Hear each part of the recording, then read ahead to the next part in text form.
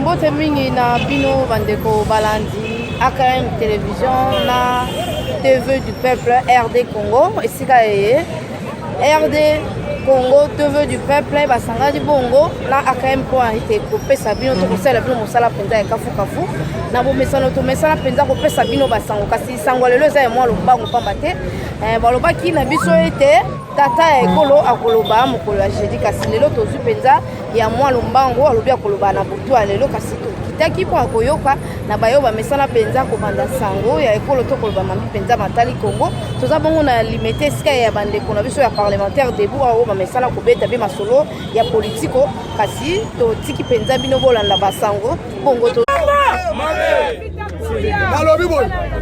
nalobi boy est-ce que article oyo ekomplete confusion te mais bato oyo sese bato comprendre yango te nini est-ce que article oyo balobi ke soki parti moko animone aza majorité il faut nommer premier ministre article oyo ezosala coûte que coûte chef de l'état azwa majorité soki azwi na parti na ye te il faut azwa ngo na kati ya coalition. C'est la raison pour laquelle Kinge Mulumba a ridiculisé Cheikh Kitundu sur le plateau. Alors biboye Kinge Mulumba a piégé. Nous sommes dans une cohabitation. Donc Cheikh Kitundu non, nous ne sommes pas une cohabitation, nous sommes dans une coalition. Or coalition a un seul chef. C'est lui qui nomme le formateur, c'est le chef de l'État. Pour lui chercher, lui identifier une coalition. Maintenant, Oyo est là qui est chef. Autorité morale, il y a FCC, il y a autorité morale, il y a cash. Ce qui veut dire, il y a là qui cohabite. Maintenant, est-ce que le programme est là qui combien? Oh, nous avons qu'un seul programme. À quoi ici? Nous avons qu'un seul programme. Programme Wana est le programme et la chef de l'État. Maintenant, nous sommes dans une coalition. Coalition pour nous saboter l'action du chef de l'État. Le ministre Willy Bakonga, il y a gratuité à l'enseignement. À sali point de presse pour se défendre. Mais tu as vu que yo, les mercenaires à Mongo, ils ont lutté contre la gratuité de l'enseignement. Ah, Bandekobo et Dengaï. Quand on a lobby que à Mongo, c'était mercenaire contre les enfants du peuple congolais. Article 43. Tala banda tozi pouvoir ambongo asali voyage na yes ça boite Moïse Katumbi autaki yes mais nana koma Kinshasa ta yeko koma nelo na mbele nani petit officer oyo ya Sénégalais komo na nani fa Lides Fayulu akenda c'est la musique bakenda c'est pour financer par rebelle maintenant boyoka bana oyo ya basoda o bazokufa kuna na este bazotikala ba orphelin to boite mais bana wana bakotanga nini para azate Félix alobi to créer possibilité bana ya babona bana etike batanga orphelin article 43. Maintenant pourquoi monsieur Fridola Mbongo un mercenaire en soutien a lutté contre la gratuité de l'enseignement. Comme Kabila a déjà dans la résidence surveillée, après Kabila c'est lui et Fayou. Nalobi boye. Awa, Tolingaki Tokufa. Mais les coups d'été est réussi. Maintenant, comme un zamba a sauvé Bisso, donc on renverser vos pères. Comme Kabila a kangami déjà, tu connais Jeannette, Bomoni, a kangami na Brazzaville. Kabila a kangami na Brazzaville à 5 ans. Sasunga Salobi Kebana yo. On a le sous-chef de l'État. Chadari, Adana Kacho, Yaner Nakala. Akangami Kuna, Mokolowana, Kaiba na maître doute. Balobi au Chadari, a lobby contre Bonaboy. Maintenant, pour la Koyoka, dans le Congo, à Kambinga. Kambinga a lobby à la place de Chadari. Mais l'information va pas se comprendre à Chadari. Mugongo est bimbi à Kambinga. Germain Kambinga. Dédé, Nazo Sabino Boy. bato ya Kabila ata moko akobima lisusu te. Ce sont des terroristes. États-Unis d'Amérique nayebisaki bino lobi message kombo nango intitulé mpona bao bazalaki lobi te. Dernière chance, une dernière occasion à ne pas rater. Occasion à ne pas rater. Kabila, tu restes ici. Toi et ta famille, tu restes ici. Tu dois partager tes biens avec l'État congolais. Tu dois partager ta fortune, c'est-à-dire tous les comptes. La compte à Kabila, IGF, la FBI, basali recensement partout dans le monde.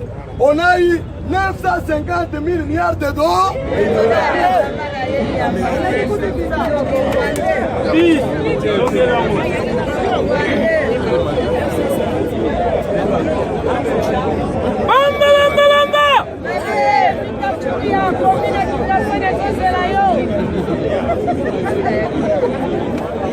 Qui ne pas suivant combattant posons dans le matière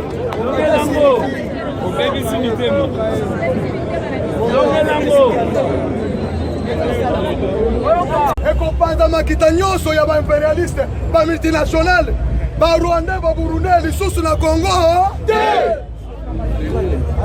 C'est pourquoi avant discours boyokaki dans le clerc, c'est lui qui a fait 24 ans avec Kabila. Alors dit que cette fois-ci les Congolais vont bénéficier d'un minerai, même une tonne. Si une tonne traversée les frontières, les Congolais auront aussi leur part. Ayebaki déjà que à l'Iro, c'est l'indépendance économique. La RDC n'était pas libre. La RDC était comme un potoir où tout le monde, quelle que soit sa force, peut intervenir, creuser et prendre le minerai et s'en sortir librement. Maintenant, Félix a dit que même 1 centimètre de cocaïne. Papa, FCC qui est en opposition, lobby pour éviter. Aucun journée. Qui est en opposition à partir de lobby, lobby pour ça la marche. Journaliste a tout dit que marche pour ça. Gouvernement, le ministre Abino Baza 65%. Quand il marche pour ça contre non, c'est ça. Non. Bon, il s'est que tu es en opposition. C'est-à-dire, FCC va en opposition. Et puis, pourquoi ça? Alors, avec 350, 305. Dans 305, comme on réclame que tu as la corruption. Na ba corrompu, na ba corrupteur. N'est pas débauché, va député. Mais bon, vous avez 305. Quand il va débaucher les sous-bana, va outil, na 338. Va écouter la 218. Lobby Bazalaki 85. Lobby Bazalaki combien? 85 députés. Tout le monde a monté la vidéo. C'est-à-dire que tu as vu que bon sereine, dès que vous avez vu que l'opposition vous avez sala. Ils sont au salaki, tu gères quitté, tu bomba quitté, tu yibi. Maintenant l'opposition vous avez sala. Vous êtes sous les sanctions de la communauté internationale. Il y a l'Union européenne. Il y a les États-Unis, il y a les Nations Unies. Yabé! Mibale na bango baza déjà aux arrêts. La côté na komo na bango te. Les gros poissons baza déjà aux arrêts.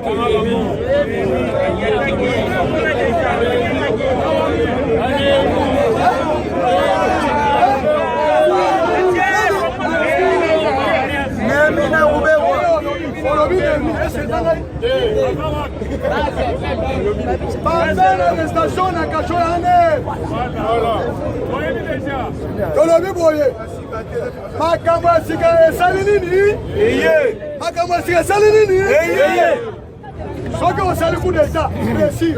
Soki oshué aller. Au retour de vinaigre. toyebisaki bato ke Robert Roy azo recruter ba mercenaires musala wa batiaki ye ezalaki mpona kosurveiller tous les Rwandais au Congo. C'est ça, l'administration ya ba Rwandais na Congo c'était géré par M. Robert Roy. Maintenant que aujourd'hui Félix Alingas annoncé décision na bango kutu ba éliminer ye. Or babosani que na kiti o bazo welela wana Félix aza kuna alors baganini Zambe na pesi au Congo na maboko na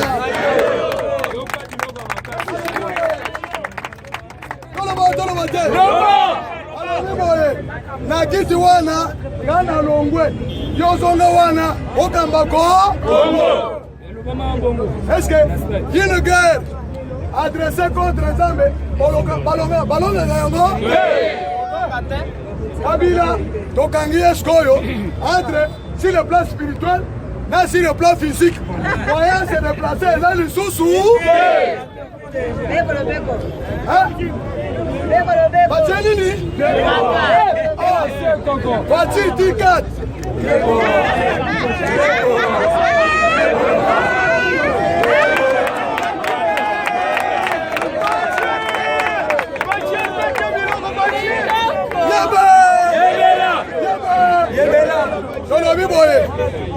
Motonio sur les lois là, on a sifflé. A sifflé. Makamweza boye. Ce qu'on a commis comme ça, c'est un briefing et un discours. Allô, Bango?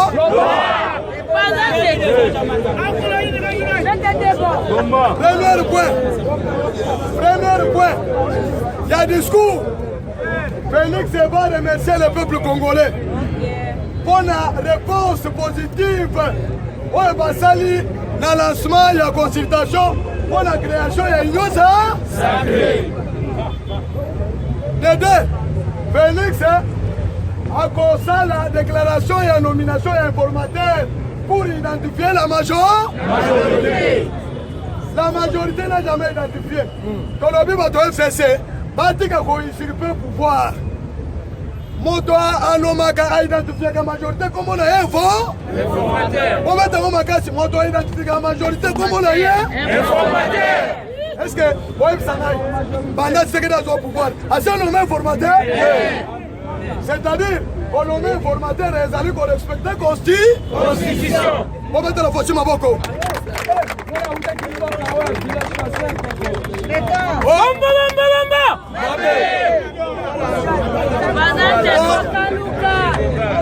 Dans la majorité. L'un a identifié que vous avez la majorité. Félix a donné la majorité informateur. Parce que l'article, voyez bien, article 78, c'est une arme fatale pour que le président puisse gérer, gouverner, régner, gouverner. Alors, en Kenya, je veux régner, je veux gouverner. C'est la constitution de Zanango et Zaboye. Maintenant, je donne le cours au professeur Bouchard.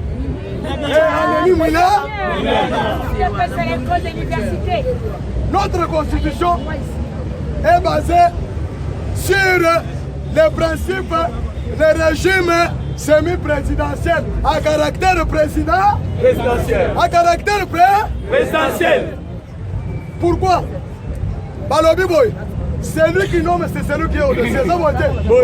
C'est lui qui nomme, c'est celui qui révoque. Le président de la République, article 1 le président de la République nomme le premier ministre au sein de la majorité par après consultation de celui-ci et après la démission du gouvernement passé.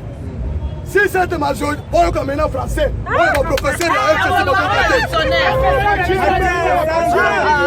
si cette majorité n'existe pas, le président de la République, pour que le président puisse gouverner, le président de la République doit confier une mission à une personnalité appelée informateur pour identifier non la majorité mais la coalition. Pour identifier la coalition c'est quoi? Comme chef de l'État, actuel chef de l'État Tshisekedi a été voté sur la liste des leaders PES. Comme leader PES n'a pas engagé 251 députés, il en a eu que 32 députés. C'est-à-dire il n'a pas la majorité parlementaire. D'où la Constitution lui donne la deuxième possibilité de chercher la majorité dans le cadre d'une coalition. Une coalition c'est quoi? C'est les plusieurs partis politiques regroupés dans une plateforme. Félix a appelé un mot comme Ignosa.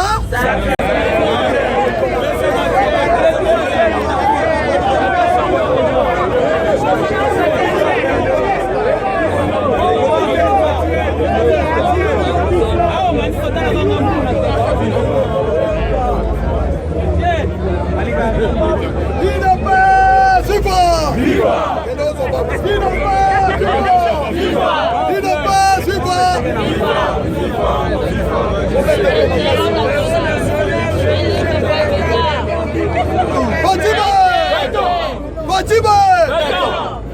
Fatima! Fatima! Fatima!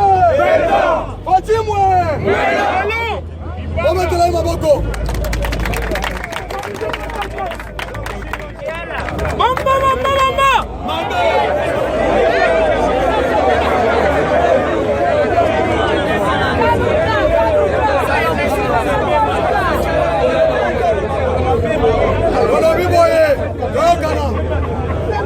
Makelele eza ebele toyokana obozwa message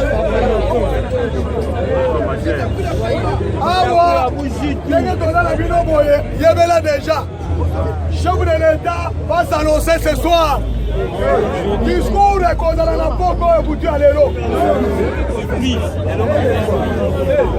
yebe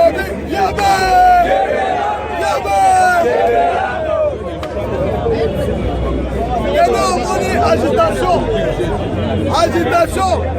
et donc botika bozala calme soki botauti Gombe ayebisa bino comment on a déployé Tikata, c'est-à-dire bor ya mabe kobeta mabeta boro to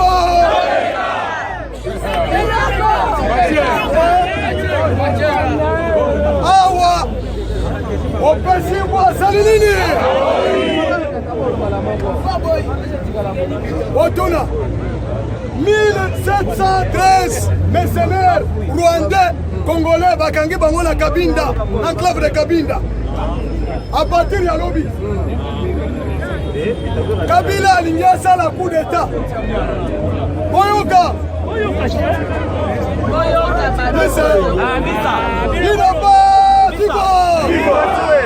alobi boye 1713 mercenaires déployés par Kabila pour le kosala putsch na Kinshasa. Mukama toyebisi Kabila okoyoka son okoyoka nini tentative nyonso ya Kabila na coup d'état na maye 13 mercenaires Maouti Afrique du Sud déployés par Kabila. C'est la raison pour laquelle va suspendre le directeur de DGM, le directeur de RV. Papa, eza blague te Fati, eza blague te. Na bisa ki bato na tongo boy. Et donc on Félix azobeta lelo. C'est ça l'indépendance de la RV.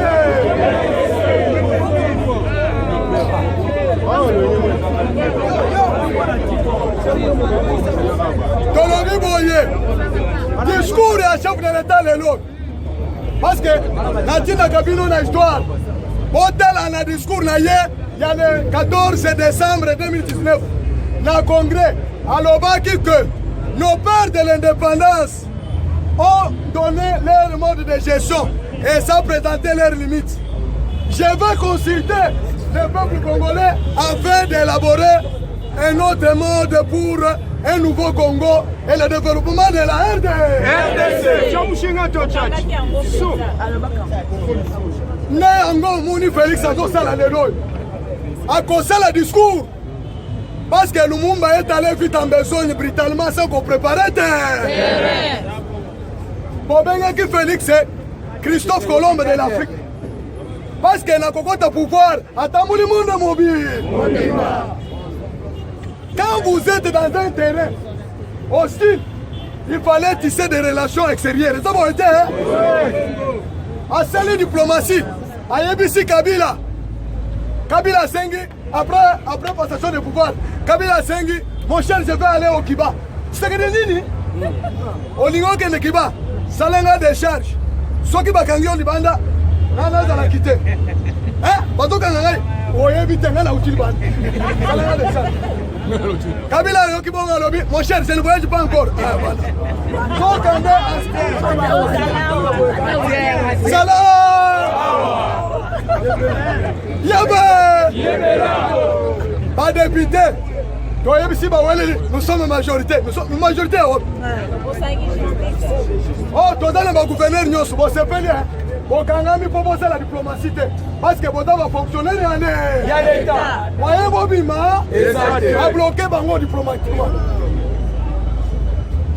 Maintenant Félix atikali ye moko azosala diplomatie libanda mboka ntango Kabila ye comprendre ke aza bloqué nde abandi kotina bato me en retard.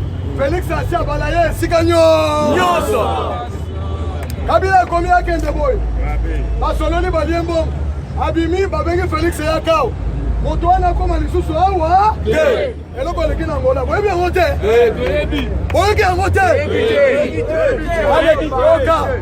Kabila akendaki na Angola na diplomatie na ye bakei kosenga base militaire oyo bakangi bamilitaire oyo mpo basala coup d'état a partir ya Kinshasa.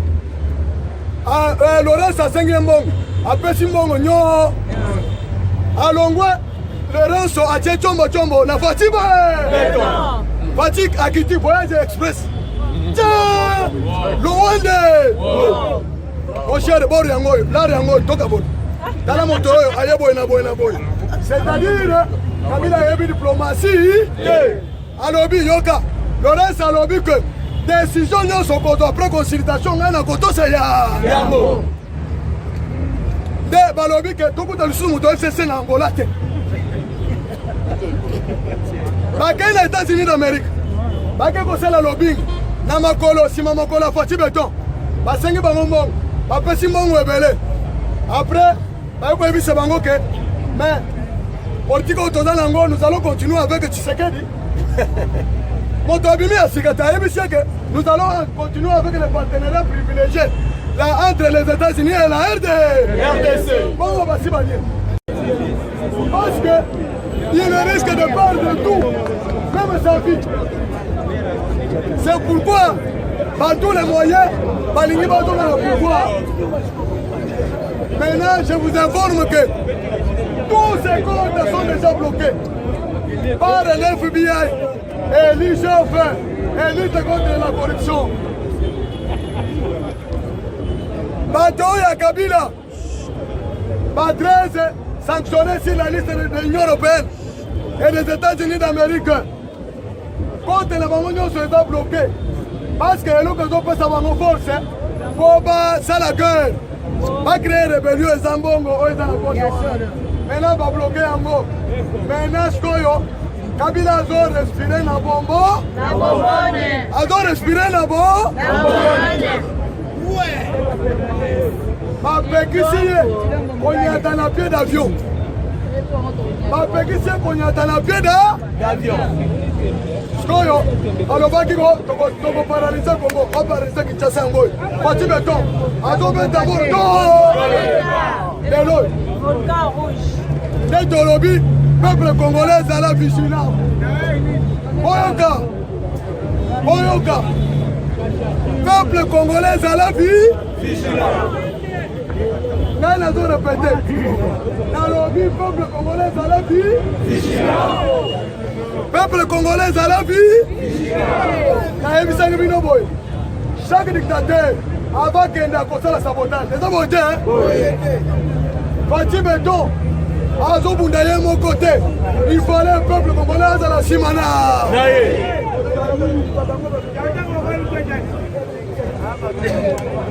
Parce que, à la ligne des choses, Bazo Luka par tous les moyens pour Congolais le Rwanda pour s'auto-aider. Or, Félix a déterminé il y a cassé mariage, n'a pas impérialiste, n'a pas d'union, Bazali ba multinational. Dans la Lelo, Rwanda a commis producteur il y a Coltan, à Zanangote. A commis producteur il y a Diamant, à Zanangote. Rwanda a sali ici. Il y a un fékif. Attends la cuivre. Rwanda a sali nani. Il y a un ordinateur. Attends la produit Wanate. Maintenant Félix a tenu l'américain. Là Israël va tirer barrière la frontière. Rwanda a vendu coller. Je vous informe que 110 bis sous-soyez. Et combien de 120, t'es d'abord été, hein? Oui. On va mettre la photo à Maboko. Dans le lobby, 110 bis, lobby na bomba. lelo ezokwea 110 mosusu le 27 décembre, le 27 janvier 110 mosusu. Au mois de mars, le 24 mars, donc on a 230 bus formés ici, fabriqués ici. Au mois d'avril, les Volvo, 440 Volvo, 10 Volvo, il y a Allemagne. Ndeyango moni Kabila, a moni que c'est fini l'histoire de Nangaï, Bakolobango Lissousou. Est-ce que vous voyez bien le côté salé? Alors, on va le battre. Évitez. On va d'abord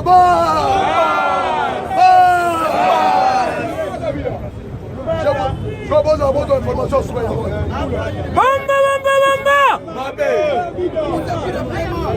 Ah, on a deux samino boy.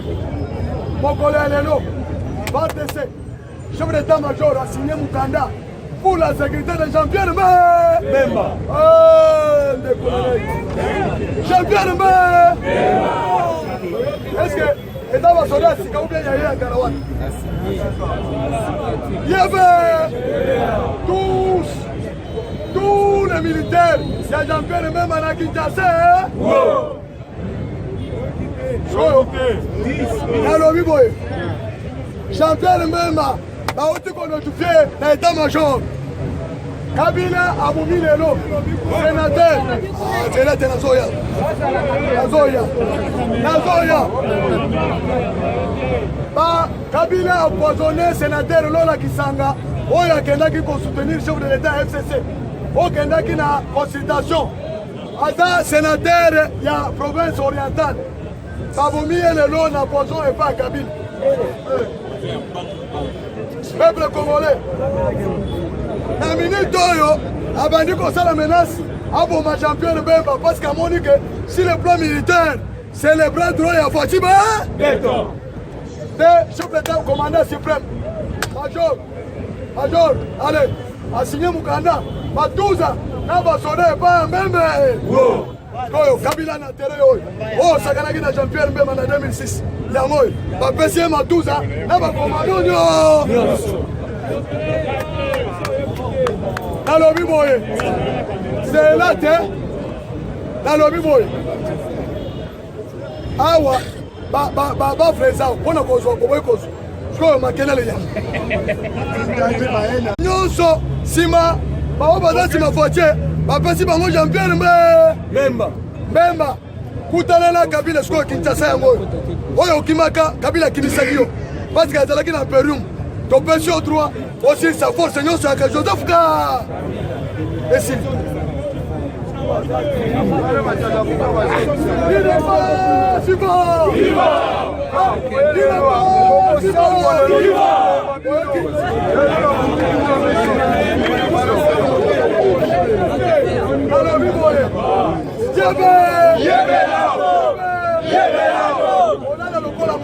Nous sommes en alertement.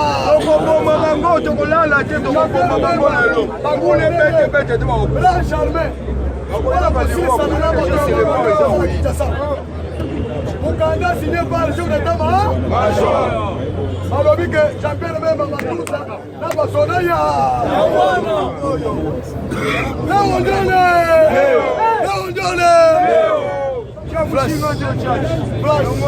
Voilà dans la bête. Discours martial. Oh Félix Mane koto pouvoir na sala voter. Ado sala mona mbeli na Batouza. Mathieu, papa, mais son nom de dégainer la troupe. On va la dégainer la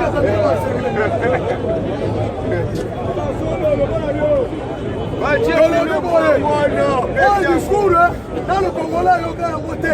Voilà.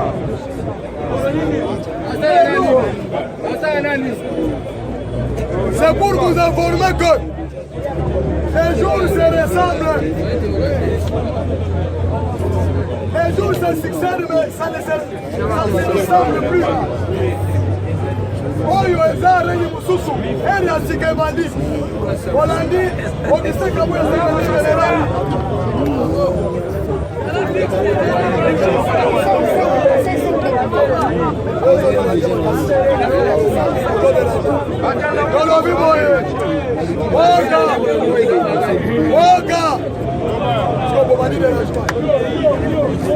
tokomi bongo na suka ya masolo na biso ya mokolo lelo ezalaki bongo mpo kopesa bino basango ndenge tomesana kopesa bino basango na nzela ya parlement debout bandeko nyonso balandaka AKM télévision na bandeko nyonso balandaka TV du peuple RD Congo napesi bino mpenza matondo mingi mpe bopanza sango oyo na bayebi te tokutani mbala nsima.